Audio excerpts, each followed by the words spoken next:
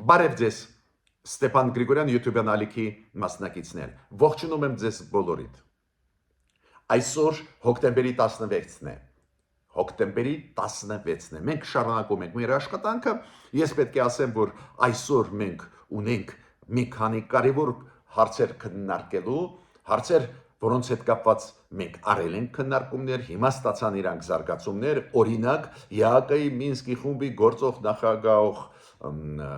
երկրի արտգործնախարարի Ֆինլանդիայի արտգործնախարար այցելությունը մեր տարածաշրջան պարզվեց չի ավարտվել նրանով, ինչի մասին ես երեք խոսել եմ, զարգացում ստացավ։ Անպայման մի քանի խոսք ասեմ այն լրջագույն հայտարարությունների, որը արեց օրինակ Միացյալ Նահանգների պաշտպանության նախարարը ուղղված Ռուսաստանի քաղաքականության նկատմամբ, ուղղված Ռուսաստանի դեմ։ Անպայման կխոսենք նրա մասին, որ Ադրբեջանը ասում է, որ իր ռազմական բյուջե ինքը կսկսի կրճատել, գոնե մինչև 2030 թիվ պլանավորվում է 8% կրճատում իրանց ռազմական բյուջեի, ինչ է դա նշանակում։ Ուրեմն այսօր մենք նաև անպայման կանդրադառնանք ներսի քաղաքական հարցերին, դու գիտեք բուրըն զարգացումներ, Սամվել Կարապետյանը դատարանը որոշում ընդունեց, որ Սամվել Կարապետյանի կալանքը պետք է երկարաձգվի 30 օրով, մեր եկեղեցականների հետ կապված բարդ պրոցեսներ են գնում, Արագածոտնի թեմի առաջնորդին կալանավորում են 2 ամսով, դատարանը որոշում ընդունեց, երի ինչ-որ բարդ պրոցեսներ են, 3 բերման ենթարկվեցին մեծ թվով քահանաներ, այդ ինչ է, անպայման ստեղել ես ասելիք ունեմ, բայց սկսում ենք մեր այսօրվա աշխատանքը։ Այս հարցը անչափ կարևոր է, քանի որ աշխարհում պետությունների միջև հարաբերությունները տարբեր ձևերով են լուծվում։ Առանձին դեպքերում մենք տեսնում ենք պատերազմներ, առանձին դեպքերում մենք տեսնում ենք լոկալ, փոքր ինչ-որ տարածաշրջաներում փոքր լոկալ ինչ-որ բախումներ։ Առանձին դեպքերում մենք տեսնում ենք, որ դիվանագիտությունը աշխատում է, քաղաքական պրոցեսներ են գնում, առանձին դեպքերում մենք տեսնում ենք պոզիցիոն, դիրքային պայքար։ Այ մեր դեպքում հայ-ադրբեջանական հարաբերություններում հիմա ավելի շատ մեծ կարևորություն է տրվում կողմից հենց դիրքային պայքարի։ Մասամբ դիրքային պայքար մենք հիմա կտեսնենք Գազայում։ Ես մի օրինակ բերեմ, դուք գիտեք, որ Համասը ստորագրեց պայմանագիր Իսրայելի հետ երկկողմ փաստաթուղթ, բացի դրանից Եգիպտոսում անցավ գագաթնաժողով, որին մասնակցեց նաև Հայաստանի վարչապետը, այնտեղ 4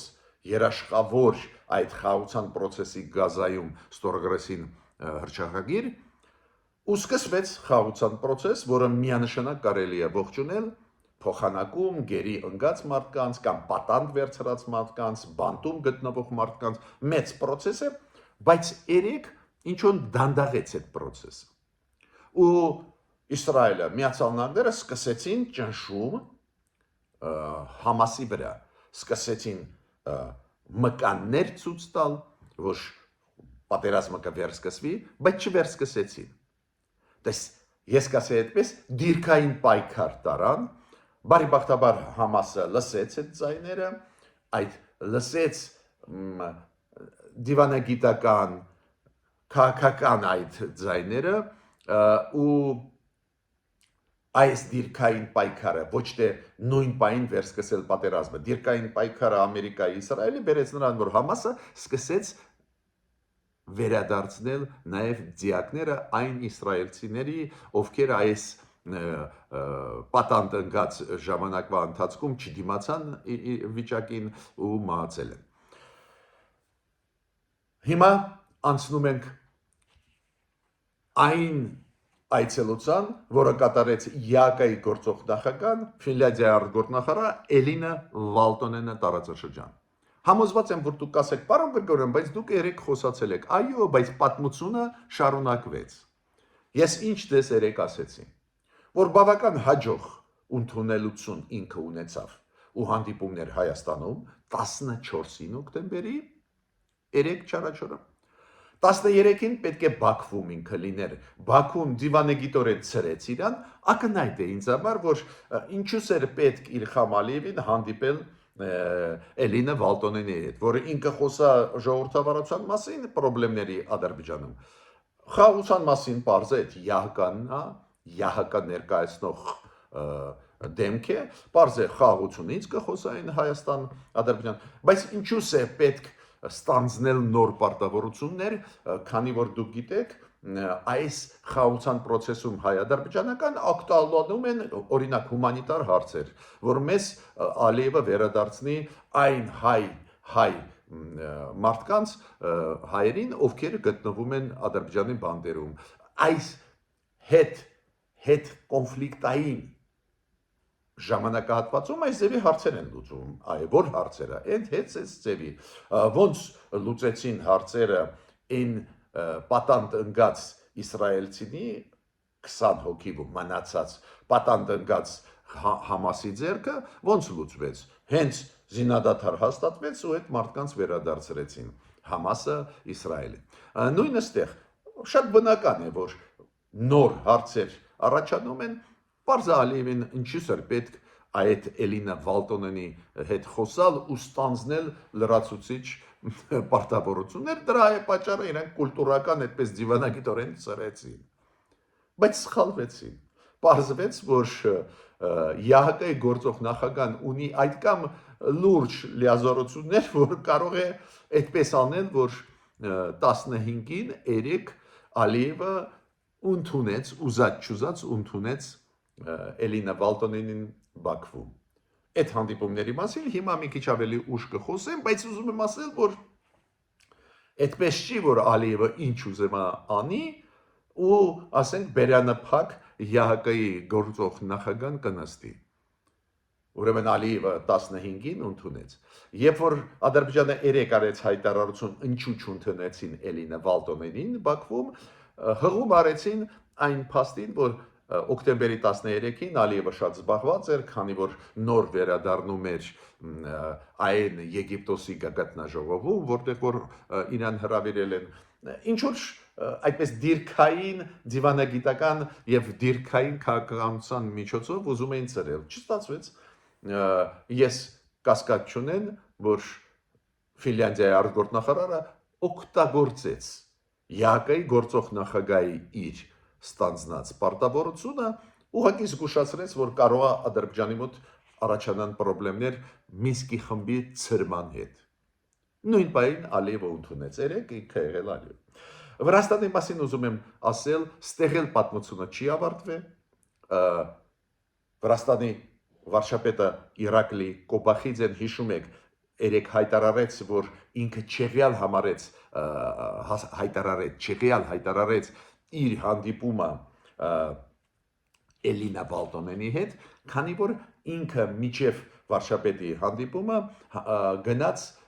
հանդիպեց Թիֆլիսում բողոքող մարդկանց հետ, ընդդիմության հետ, որը բողոքի ակցիա էր կատարում ու ինքը ասեց դա անօրինական ակցիաներ են, դա է պատճառը, որ ես չեղյալ եմ համարում, բայց պարզվեց, որ այդ պատասխանը սպարիչ չէր, Էլինա Վալտոնենը հայտարարեց երեք ուշ գիշերը, որ դեր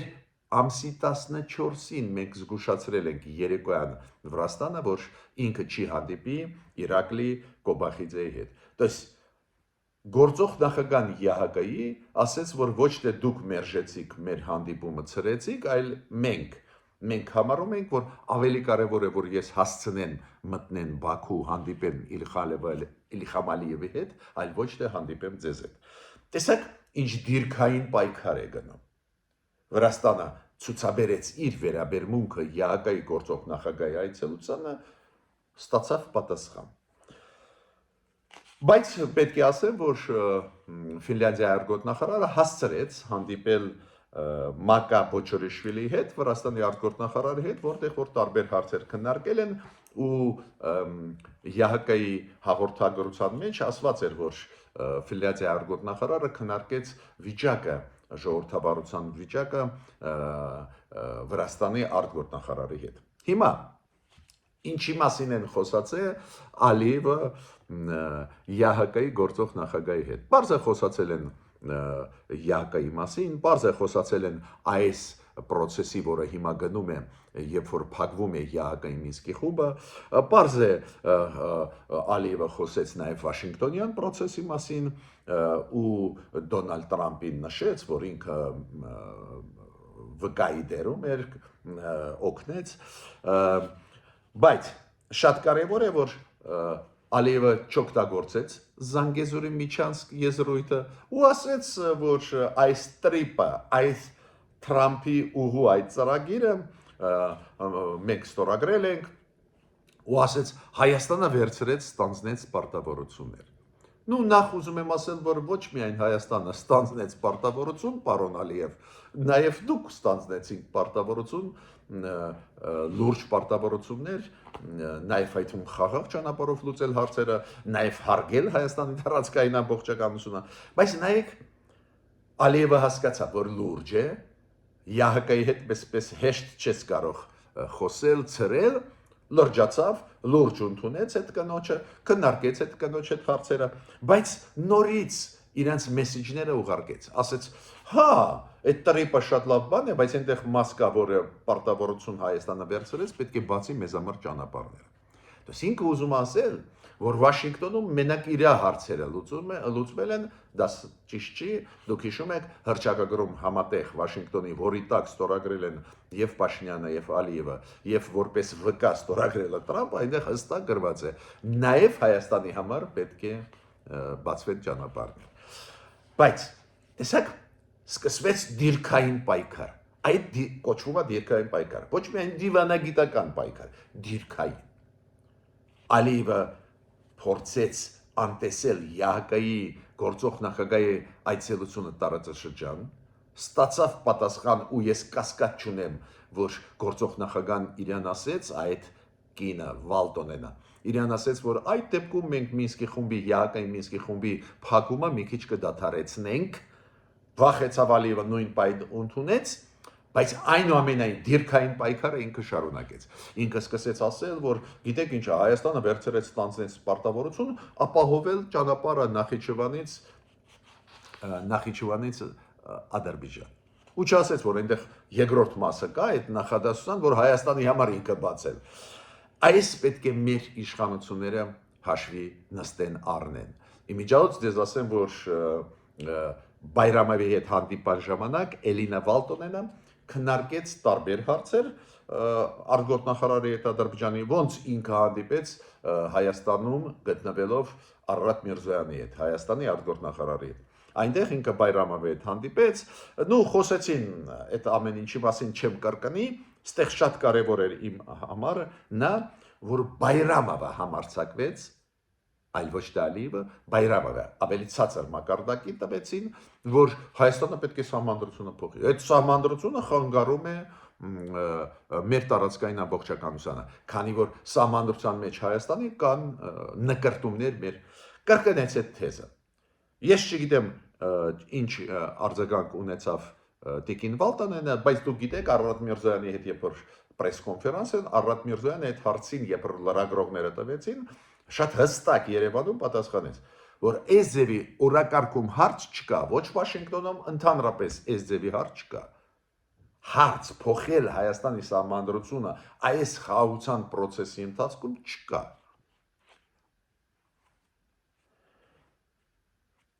Ինչ եմ ես առաջարկում մեր կառավարությանը, քանի որ այս հանդիպումը Բաքվում եղել է Երևանից հետո ու նորից Բայրամովը կրկնեց դա, որ մենք սահմանադրությունը պետք է փոխենք նոր Ադրբեջանը վերջնականորեն խաղաղության պայմանագիրը կստորագրի, պարզա ինչի Բայրամովը ասեց, քանի որ Տիկին Վալտոնենը բարձրացրեց հարցը, եպեք վերջնական ստորագրելու, էլ խոչընդոտ չկա։ Այդ նախապայմանը, որ Ադրբեջանը տանում է, մերոնք սպարիչ պատասխանում եմ, միջալ ձեզ ասեմ, Արարատ Միրզոյանի պատասխանը սպարիչ էր։ Չկա օրակարգում, հիմա մենք մեղավոր չենք, չկա, օրակարգում չկա, ոչ Ադրբեջանը մցրեց այդ օրակարգ, ոչ էլ մենք։ Հիմա ինչեք հետին թվով այդ հարցերը առաջ բերում, մեր Սահմանադրության դատարանի որոշումները, ես այդ լոգիկան չեմ կրկնի, բոլորը գիտեմ, մեր սահմանադրական դատարանի որոշումը կա, որ մեր սահմանադրությունը խոչընդոտ չի այս process-ի, բայց ես ինչ եմ առաջարկում։ Ադրբեջանը կշարունակի ասել, այդ առիթ կօգտագործի չստորագրելու փաստաթուղթը, մեզ ցանկացած դեպքում պետք է որ ստորագրվի ի վերջո այս խաղաղության պայմանագիրը, ոչ միայն նախաստորագրված լինի, նաև ստորագրվի վերջնականորեն, իմ կարծիքով շատ հասարակ է։ Դուք էլ փոխեք ձեր սահմանադրությունը։ Ձեր սահմանադրությունը ունի հղում առաջի հանրապետության վրա Ադրբեջանի, որտեղ որ այնտեղ 60%-ի Հայաստանի տարածքի վրա աչք ունեն իրանք։ Ուրեմն միգուցե այդպես պետք է, բայց ստեղ է պետք է ճիշտ ասենք, որ արտգործնախարար Ադրբեջանի չօգտագործեց Զանգեզուրի Միչանսկ, թրիփ ճանապարհ օգտագործեց տերմինը Թրամփի ճանապարհ, իրանք էլ ասացին, այո, այդ խաղաղության process-ը գնում է եւ այլ եւ այլ։ Միտքս ստեղ ինչու՞մ է կայանում։ Տեսակ գնաց հիմա դիրքային պայքար։ Հիմա ուժային պայքար չի։ Նախկինում Ադրբեջանը սպառնում էր ուժով լուծել մնացած հարցերը։ Հիմա ուժային բաղադրիչը այդքան ուժեղ չի երևում։ Դիվանագիտական բաղադրիչ է երևում ու դիրքային պայքար։ Ես այդ դիվանագիտական պայքարից դուրս եմ բերում դիրքային պայքարը։ Դիրքային պայքարը շատ կարևոր է։ Մենք ասում ենք, որ օրակարգում չկա հարց, ադրբեջանցիք ասում են, չէ, այդ մեր նախապայմանն է, այդ պետք է անի, քանի որ մկտաղ հոգված ենք, այս դիրքային պայքարում շատ կարևոր է ոնց ես դու պահում, որ չստացվի, որ դու խոչընդոտ ես, մյուս կողմից չստացվի, որ Ադրբեջանը նոր նախապայման մեր վզին փաթաթուղթ է։ Նայեք հետևանքները այն այցելության, որը ունեցել է, հիշում եք, Իլխամ Ալիևը Դուշանբե։ Իլխամ Ալիևը գնաց ԱՊ-ի երկրների գագաթնաժողով, հիշում եք խառնվեցին մերոնք, Նիկոլ Փաշինյանը, որը չէր պլանավորում գնալ, գնաց Դուշանբե, ճիշտ հասկացավ, զգաց Նիկոլ Փաշինյանը, որ դա վտանգավոր process է։ Ինչու գնաց Դուշանբե Իլխամ Ալիևը։ Պուտինի հետ հանդիպեց, ինչու։ Հետ բերելու նոյեմբերի 9-ի փաստաթուղթը։ Քանի որ այո, ինքը Վաշինգտոնյան փաստաթղթի նկատմամբ կարծես թե ճիշտ դիրքորոշում ունի ու չունել հնարավորություն խաբել Տրամպին, իրոք շատ կնեղանա Տրամպը ու հետևանքները Ադրբեջանի համար լրջագույն է կլինեն, քանի որ Տրամպը համարում է, որ հայ-ադրբեջանական կոնֆլիկտը ինքը գրեթե ամբողջությամբ լուծել է ու հետ քայլը շատ թանկ կնստի Ադրբեջանի վրա։ Դա է պատճառը, որ Ադրբեջանը Ալիևը վազեց Պուտինի մոտ ու ասեց՝ «Արի վերականգնենք նոյեմբերի 9-ի այն փաստաթուղթը, որ նորից ճնշումը ավելացնենք Հայաստանի վրա, քանի որ Վաշինգտոնում Միացյալ Նահանգները օգնեցին մեզ։ Այն սպառնալիքները մեր նկատմամբ դադարեցվեցին Ադրբեջանի կողմից։ Հիմա գնում է պոզիցիոն, դիրքային պայքար ու դիվանագիտական պայքար։ Ինչ է ասում Ռուսաստանը։ Օրինակ, փոխարտգործնախարար Գալուզինը ասում է, որ հայ-ադրբեջանական խաղաղության process-ին մենք մեծ տեղ ենք տալիս։ Մենք էինք առաջինը, որ օգնում ենք խաղաղություն լինի։ Մենք էինք առաջինը։ Ու Գալուզինը ասում է, վերջնական ստորագրված չի փաստաթուղթը, այդ վերջնական ստորագրումը արի անենք Մոսկվայում։ Ու ինքը ասում է, հիշում եք, Փաշինյան, Ալիև, Պուտին, այն երակողմ պայմանագրերը,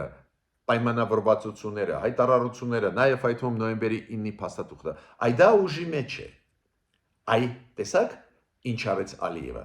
վերադարձրեց Ռուսաստանին կամ փորձում է վերադարձնել այդ բանակցային process-ին, որը գնաց Վաշինգտոնում։ Ինչու գոնե մի քիչ թուլացնել մեր դիրքերը, քանի որ Վաշինգտոնից հետո իրոք մեր դիրքերը ուժեղացան։ Դա նույնիսկ մեր պաշտոնյաների հայտարարություններից երևում է, երբ որ մերոնք կտրականապես մերժում են Ադրբեջանի պահանջը մեր սահմանադրությունը փոխել, այդ մեր ներքին գործերի հարցն է, մերոնք հիմա ավելի համարձակ ասում են, որ պետք է գերիները պատանդ վերցրած հայերը բոլորը ազատվեն, ու փորձ է արվում Ռուսաստանի նորից բերել առաջ, Ռուսաստանի դիրքորոշումը հակահայկական է, պրո-ադրբեջանական է։ Զախարովն Զախարովն ասաց, որ Ադրբեջանի հետ մենք փայլուն հարաբերություններ ունենք, մենք Ադրբեջանի հետ փայլուն աշխատում ենք ԱՊԷ երկրների շրջանակներում, Շանխայի համագործակցության կազմակերպության շրջանակներում, 3 շրջանակներում, Կասպյան ավազանի 5-յակի շրջանակներում, դիֆերամբներ, ինչ մշակույթի օրեր Ադրբեջանում անցկացվում են ԱՊԵ երկրների շրջանակներում, մի հատ լսեիք, կապշեիք, դիֆերամբներ Ադրբեջանի նկատմամբ, հիմա այս սաղ տեքստը չեմ կարդա, այդ Մարիա Զախարովան, ներկայացիչը պաշտոնական արտգործնախարարի Ռուսաստանի։ Շատ ակտիվացան խոսքերը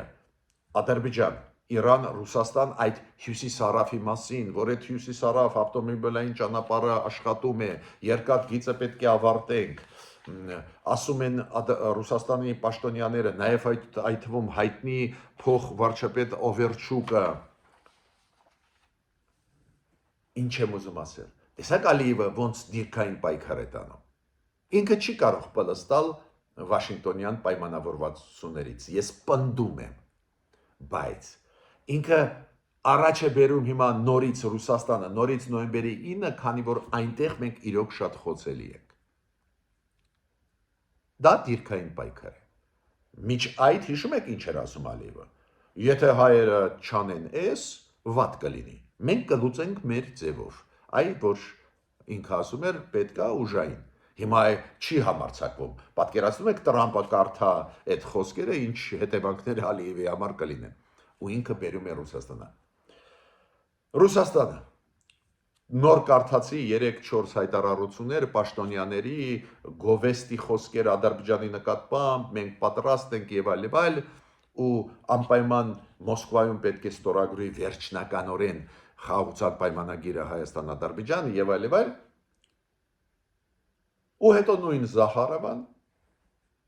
որը գովեստի խոսքեր էր ուղարկում Ադրբեջանին, լիքը, ինքը ասում է, այ մենք հիմա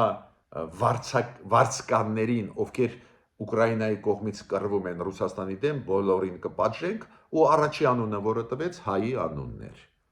հայկական անունն էր, ինքը ասում է, այդ մարդը Հայաստանի քաղաքացի է, վարձկան էր, կռվում էր Ռուսաստանի դեմ Ուկրաինայում, չեմ հավատում, վարձկաններ Հայաստանից չկան, ուրիշ բան է, Ուկրաինայում մեծ համայնք հայկական ապրում է, ու հիմա էլ ապրում է, ու հայերը, Ուկրաինայի քաղաքացիները, հայերը, Հայաստանի քաղաքացի ապրող Ուկրաինայում, այո, իրանք պաշտպանում էին շատերը ու պաշտպանում են Ուկրաինայի անկախությունը, տարածքային ամբողջականությունը։ Ուրեմն Հայաստանից ոչ մի վարձկան չկա, թող սուտը չփչեն։ Բայց տեսեք, դրանով ուզում են մեր իմիջը գցել։ Այս միշտ ասում եմ, հայեր, չհավատակ պրոռուսական ուժերի Հայաստանում, դա չարիք է հայ ժողովրդի համար։ Դուք Ռուսաստանը մեր դեմ, պատկերացնում եք, Մարիա Զախարովան մի քանի ազգանուն տվեց, առաջինը տվեց հայի ազգանուն, ասեց Հայաստանի քաղաքացի է։ Բայց չի ասում, որ ինքը մարդ, որը ապրում էր Ուկրաինայում։ Դուք ինքը հա, քաղաքացի չի, բայց ապրում է Ուկրաինայում, ինքը պաշտպանում է նաև իր սեփականությունը Ռուսաստանի հարձակումներից։ Չէ, ասում է վարձկան է։ Վարձկանների իմիջը, դուք գիտեք, բացասական է ու ինչի հայի ազգանունը տվեցիք։ Մեր դեմը։ Նույնը Ռուսաստանը շարունակում է մնալ Վրաստանի դեմ, այդ պետք է ասեմ, նաև Վրաստանի իշխանություններին իմացեք։ Ուրեմն եվրոպական մարդու իրավունքների դատարանը որոշում ընդունեց, որ այն պատերազմից արդյունքներից հետո Վրաստանի դեմ 2008 թվականին շատ ու շատ քաղաքացի Վրաստանի տուժեցի ու դատարանի որոշումը նա էր, որ 250 միլիոն 253 միլիոն պատկերացնում եք թիվը բավական մեծ է 253 միլիոն եվրո պետք է տա փոխհատուցում Ռուսաստանը Վրաստանի Ռուսաստանը հայտարարեց Պեսկովը պրեսկարտուարը Պուտինին որ չի կատարի այս որոշումը տեսակ Ռուսաստանի քաղաքականությունը այսօրվա Պուտինյան ռուս ժողովրդի մասին չի խոսքը Իրանք կոշտ հակահայկական են, հակավրացական ու շատ ուժեղ պրո-ադրբեջանական։ Ֆիքսենք այդ փաստերը, ուղղակի իմանանք դրա մասին։ Հիմա շատ կարևոր հայտարարություն արեց Պաշտպանության նախարարը Ռուսաստանի։ Պաշտպանության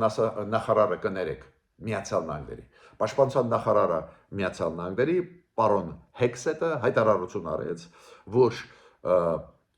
զինված ուժերը Միացյալ Նահանգների Պաշտպանության նախարարությունը պատրաստ է լուծել հարցեր ստիպելու համար Ռուսաստանին, որ նստի ու խաղաղության process-ը սկսվի Ուկրաինա-Ռուսաստան նստի բանակցությունների շուրջ եւ այլ։ Ինքը ասեց, որ Միացյալ Նահանգները ամեն ինչ կանեն, զենք զինամթերք, ամեն ինչ կտրամադրեն Ուկրաինայի որ Ռուսաստանը ստիպված լինի, հասկանալով, որ հակահարվածները ուժեղ կլինեն, Ռուսաստանը ստիպված կլինի բանակցությունների սեղանի շուրջ նստել։ Այս օրինակը ես բերում եմ, որ դուք իմանաք, որ լուրջ process-ներ են գնում, Պուտինը ձեռը առնելով, խաբելով Տրամպին, բերեց նրան, որ իրոք Տրամպը հասկացավ, որ իր հեղինակության հարցն է, ու Տրամպը հիմա պատրաստ է շատ լուրջ զենքեր տալ Ուկրաինային, մենակ մի պահանջ Տրամպը պահանջում է, որ փողը տա Եվրոպան, ես պետք է ասեմ շատ կարևոր նորություններ, այն հիշում եք կոալիցիա, որը կոչվում է կոնտակտային խումբ, որը օգնում է Ուկրաինային, դրա մեջ մտնում են 50 երկիր, բացի Եվրոպայից, Կանադան, Ճապոնիան, Նոր Զելանդիան, Ավստրալիա, լիքը երկրներ կան, իրանք հավաքվում են 60 մոտավորապես հավաքեցին 66 միլիարդ դոլար, ինչու համար 66 միլիարդ տալ Միացյալ Նահանգներին, որ Միացյալ Նահանգները այդ գումարի չափ զենք զինամթերք ամենաժամանակից տան Ուկրաինային, նույնը ամերիկացիք առաջարկում են ՆԱՏՕ պետությունների, ի պաշտոնե ՆԱՏՕ պետությունների կեսը համաձայնվեցին բավական լուրջ գումարներ հաստատել, որ առնեն զենք Ամերիկայից, այդ զինատեսակները չկան Եվրոպայում, որ կարողանան կանգնացնել ագրեսիան Ուկրաինայի։ Այդ շատ կարևոր ինֆորմացիա է մեզ բոլորիս համար ու հիմա անդրադառնում եմ ներքին քաղաքացիական հարցերի շատ ցավով պետք է ասեմ, որ ոնց նախկինում ասել եմ, այսօր էլ ուզում եմ կրկնել, ինձ հեչ դուր չի գալիս այդ լարված վիճակը կառավարություն հայ առաքելականի եկեղեցի, հեչ դուր չի գալիս, ես չեմ թաքցնում, այո, ես միշտ դիմել եմ հայ առաքելական եկեղեցու գլխավոր դեմքերին, գլխավոր սպասավորներին, որ միք մտնի քաղաքական դաշտ, իրոք դա այլ ոլորտ է, հոգևոր կյանքը այլ ոլորտ է, կոնկրետ կյանքը այլ, ուրեմն տարանջատված է մեզ մոտ եկեղեցին քաղաքական process-ներից, կառավարությունից, մենք աշխարհիկ երկիր ենք, ցավով այս process-ները բերեցին նրան, որ մենք ունենք լուրջ լարվածություն կառավարության, այսօրվա կառավարության եւ եկեղեցու միջև, այդ հակամարտությունը կամ լարվածությունը, ոնց ուզում եք ասեք, շարունակվում է, դուք գիտեք, որ երեք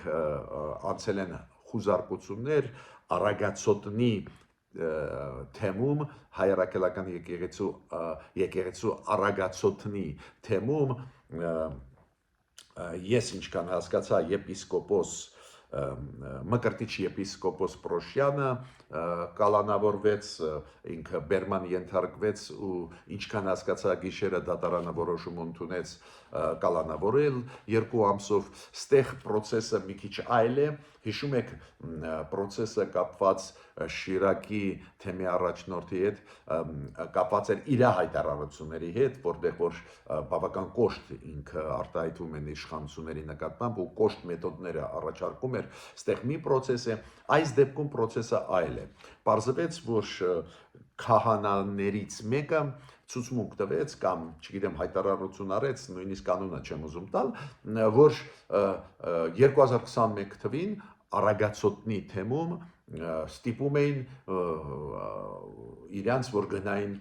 միտինգների, հանրահավաքների կամ ստիպում էին, որ չգիտեմ ինչ ձևով քվեարկել, պատմությունը մոտավորապես դա է։ ու դա բերեց նրան, որ երեք քննչական մարմինները մտան Արագածոտնի թեմի տարածք, մեծ թվով քահանաներ բերման ենթարկվեցին, ինչքան հասկացա մեծ մասին ազատվեցին, բայց դատարանը որոշում ընդունեց կալանավորել 2 ամսով թեմի առաջնորդին եպիսկոպոս Մկրտիչ եպիսկոպոս Պրոշյանին չեմ ཐակցնում, որ ընդհանրապես այդ process-ին դուր չի գալիս, տպավորություն է, որ հետապնդվում է հայ առաքելական եկեղեցին, ես չեմ կարծում, որ այդպես է, բայց այս process-ները ինձ կոնկրետ դուր չեն գալիս։ Ուրեմն իմ առաջարկը առաջինը եկեղեցին ինչքան կարելի է հեռու թող լինի քաղաքական process-ներից, ու երկրորդը իշխանությանը ինչ եմ ուզում ասել։ Օրինակ այս դեպքում այս եպիսկոպոսի Արագածոտնի թեմի առաջնորդի եպիսկոպոսին, ասենք 2 ամսով կալանավորումը, այդ զարմանալի է, ինչ վտանգ ինքը իրանից ներկայացնում է, նույնիսկ եթե կան ցուցմունքներ, որ 2021 թվին ինքը ինչ-որ ակտիվություն է ցուցաբերել, նախ դա պետք է ապացուցվի, բայց ես համոզված չեմ, որ այդ process-ը, այս նոր process-ը, այս կապված մեր եկեղեցականներին, որ այդ process-ը կբարձրացնի մեր երկրի ռեյտինգը։ Մյուս հարցը, որի մասին ուզում եմ ասել, կապված է Սամվել Կարապետյանի հետ, դուք գիտեք, պլանավորվում է անցկացնել հանրահավաք, ի պաշտպանություն իրան ուրբաթ օրը։ Դուք գիտեք, որ բավական մեծ թիմ է դատապաշտպանների Սամվել Կարապետյանի մոտ, իրանք պայքարում են, դատարանը 2 օր հենց հակակոռուպցիոն դատարանը նիստ է արել ու գիշերը որոշում ընդունեցին իրան կալանքը երկարաձգել 30 օրով, ստեղ նոր դուք գիտեք մեղադրանքներ են ներկայացնում, նոր տիպի, բայց ստեղ մի բան մենակ ես ուզում եմ ասել Սամվել Կարապետյանի հետ, ես ուշադիր հետևում եմ ինչ ասում են դատապաշտպանները Սամվել Կարապետյանի ու դատապաշտպանների մեջ մի մարդ կա, որը համարվում է ճանաչված միջազգայինորեն դատապաշտպան Ռոբերտ Ամստերդամը, ինձ միայն մտահոգում է, որ իր ելույթներում շատ կան քաղաքական եզրույթներ, քաղաքական գնահատականների, ես չեմ կարծում, որ դա օգնում է Սամվել Կարապետյանին պաշտպանելու։ Քաղաքական աստար տալը process-ներին, այդքան շատ համոզված չեմ, որ օգնում է պաշտպանել Սամվել Կարապետյանին։ Ստեղ էլ process գնում է, այդ process-ի մեջ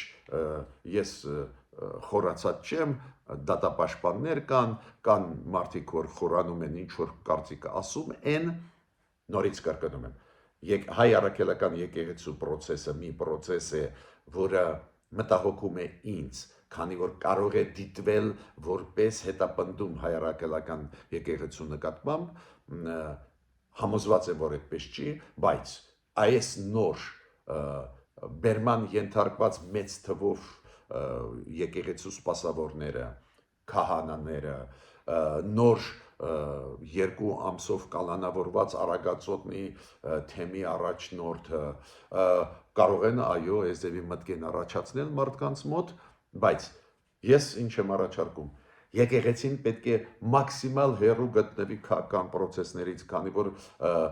այո, արձագանքում է իշխանությունը, արձագանքում է քաղաքական դաշտը, երբ որ եկեղեցին մոտենում է քաղաքական process-ների, ինչքան կարելի է բաժանված պետք է լինի եկեղեցին աշխարհիկ կյանքից, երկրորդը իրոք այս վերջի բերման ենթարկվածների process-ը կամ կալանավորված Արագածոտնի թեմի առաջնորդի պատմությունը տարբերվում են այն պատմություններից, որոնք ունեին 2 հոգի, Բագրատ Գալստանյանը եւ Շիրակի թեմի առաջնորդը։ Տարբերվում է, այնտեղ կար քաղաքական աշխատանք, նպատակաուղղված հայտարարություններ բավական կոշտ, ստեղ մի process է։ Հիմա այս դեպքում ինչ որ ցուցմունք տվեցին Արագածոտնի թեմի առաջնորդի նկատմամբ, որ իբր ինքը 2001 թվին ինչ որ քաղաքական process-ներում կար ու ասենք այս դեպքում կալանավորել 2 ամսում ես համոզված չեմ որ դա ճիշտ է նորից կրկնում եմ իշխանությանը ասում եմ այս process-ները որ հետևում եք որ մարդիկ անօրինական քայլեր չանեն ընտրությունների հետ կապված միայն ողջունելի է բայց պետք է լուրջ նայես այդ process-ներին, քանի որ իրոք կարող է դիտվել որպես հետապնդում մեր հայ առաքելական եկեղեցու դեմ ուղղված, դա մեր իմիջը չի բարձրացնի, կարող եմ հստակ ասել, ու երկրորդը նորից կրկնում եմ Սամվել Կարապետյանի գործից։ Ես չեմ ուզում խորանալ նույնիսկ այդ գործերի մեջ, հա, մարդիկ ասում են քաղաքական հետապնդում, բան, այդ պրոռուսական ընդդիմությունը, հիմա թողնենք մի կողմ այդ հարցերը։ Բայց կա իր թիմում Սամվել Կարապետյանի մարդ Ռոբերտ Ամստերդամ, որին համարում են շատ հայտնի դատապաշտպան, բայց որը քաղաքականացնում է այդ process-ը։ Միայն քաղաքական հայտարարություններ ու բավական կոշտ։ Համոզված չեմ, որ դա կօգնի Սամվել Կարապետյանին։ Ես ավարտեցի իմ այսօրվա ելույթը, միջ նոր հանդիպումներ։